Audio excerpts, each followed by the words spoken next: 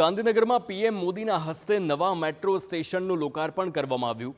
Metro phase 2 અંતર્ગત Mahatma Mandir metro સ્ટેશનનું લોકાર્પણ કરવામાં આવ્યું છે. સચિવાલયથી મહાત્મા મંદિર સુધીના મેટ્રો રૂટની શરૂઆત. ગાંધીનગરના 5 નવા મેટ્રો સ્ટેશનનો પણ આજથી પ્રારંભ થયો છે. લોકાર્પણ બાદ સીએમ અને ડેપ્યુટી સીએમએ મેટ્રોમાં મુસાફરી કરી. મહાત્મા મંદિરથી જૂના સચિવાલય સુધી મેટ્રો ટ્રેનથી તે પહોંચ્યા અને મેટ્રો ટ્રેનમાં મુસાફરો સાથે સીએમ ભૂપેન્દ્ર પટેલે સંવાદ પણ કર્યો.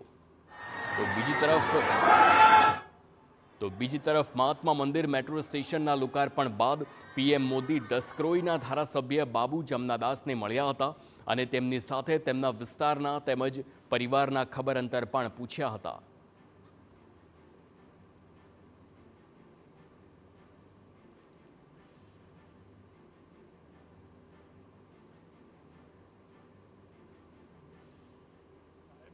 કરી કે બાબુલાલ